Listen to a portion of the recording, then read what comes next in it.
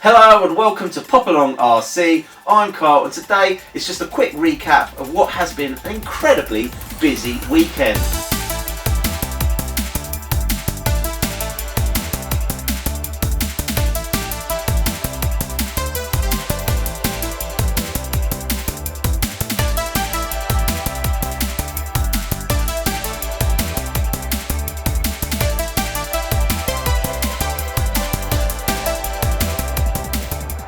Hello and welcome to Pop Along RC, and today we have been to South Cams for their Buggy Blast. This was a full day event starting early in the morning, and we had 4 rounds of qualified followed by 3 finals.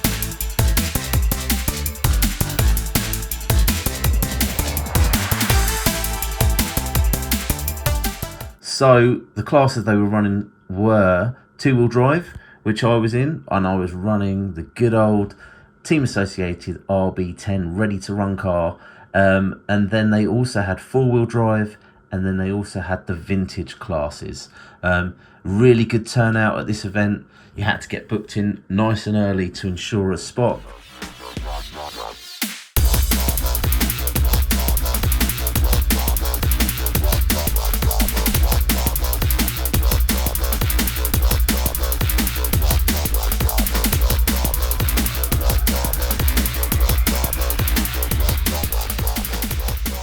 Today, after making those changes to the car, which hopefully you've seen in the previous video, the car was actually handling a lot better. In rounds 1 and 2, there was a noticeable difference to when I ran this car last. However, someone was suggesting that it was possibly a little bit too low, so therefore I actually raised up the back of the car, and it improved the handling even more. But that is down to me learning how to drive the car, because it is not the easiest car to drive smoothly around the track. I caught up with Kev Talbot and let him have a go. So let's find out what he thinks of the RB10. What we got here then? We have the associated RB10. So this is the Ready-To-Run that I've been running, and I'll let you have a few laps with it. What are your first thoughts compared to your pro buggy that you've got? You don't steer. When you accelerate, it just wants to go straight. It just like, as soon as the minute you accelerate, rather than going around the bend, it just wheelies into the barrier and you end up crashing. It is quite a challenge to get round, so... You're doing really well with it. I'm doing all right with it. I'm up to, I think, close to 21 laps today. Which, really? 21 laps with that. That's good. But I was only getting 22. Well, there you go. So I've lowered it. I've done a few little things, so that's actually in a lot better sort of handling than it was when we ran it at the YouTube race. But don't ask me for any setup tips. No, you've got a man who knows though, right? Yeah. Do you want to give him a shout out? I'm not allowed. Yeah, we'll keep that hush hush. Okie dokie. But he has actually messaged us, and he's invited us along to Stopfold. So we hopefully will be racing there when the weather improves a little bit. Wednesday, Saturday? Probably weekends. Fair weather racing for me. Maybe Wednesday nights as well, though. I reckon I'll be Wednesday mainly, but I'll do it. If you do one on a Saturday, I'll do Saturday. Yeah. So yeah, we'll meet up again at Stopfold. I reckon. Now this is what I've heard. In the wet, the rear motor cars tend to do a little bit better because they got a bit of weight over the back wheels. Absolutely no idea. I might be able to give you a run for your money. You might do, yeah. In the wet, so... I mean, I'm just winging it, so... Just winging it. Yeah. Well, there's going to be plenty more racing coming this way on the channel. And nitro, we're going to do nitro. We've got nitro booked in, yep. We've and little touring cars. We have the touring cars. That's being led by RC Kicks, so they're helping organise that, and hopefully we'll get out for some indoor carpet racing for some touring cars, but lots more racing coming on the channel.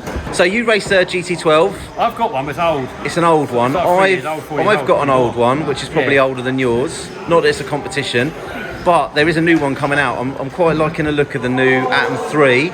So I looked at that and I saw the price and I was like, I'm only going to use it once. Yeah, but what if I come down and start racing you and beating you? You might have to up your game with it. I might have to, yeah. You might have to. So watch this space. Plenty of racing coming this way.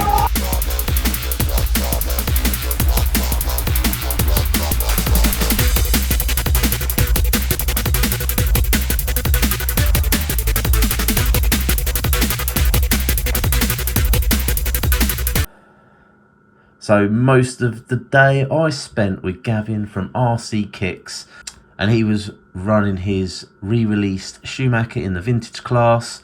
I think he's starting to get the bug for racing now. Really enjoying himself today and made a lot of progress on the track. Kev was also there running his team associated B6.4, and he was still a few laps ahead of me up in the A final.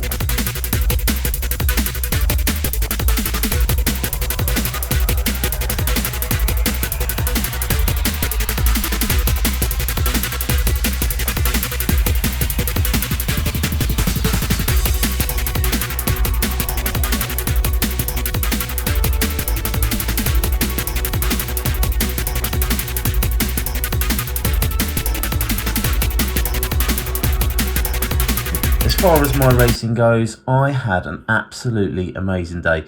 One of the best days racing I've had, actually. I was in a mega battle in all 4 qualifiers and in all 3 finals with Simon.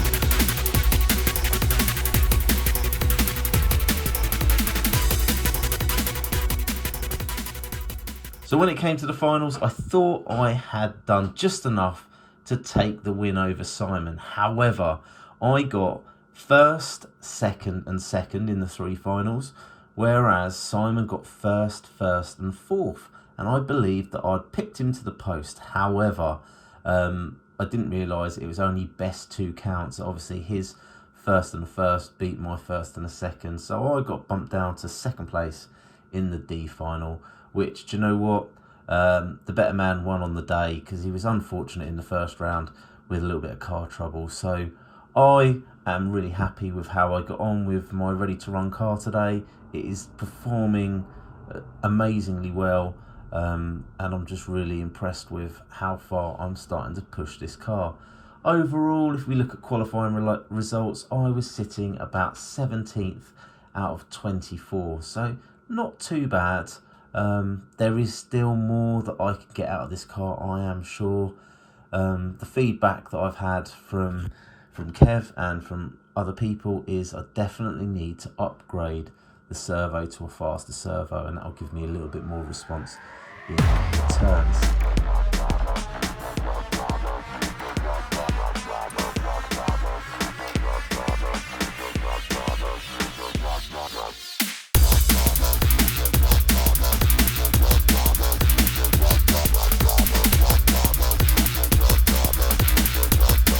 I'm not sure how much money I want to spend on this car, because it is supposed to be an entry-level budget racer, so I haven't decided yet whether I'm going to get a new servo for this car. So potentially that is the next step, and hopefully you've enjoyed this video. If you have, please like, subscribe, hit the old ding dong bell, and hopefully we'll see you again soon.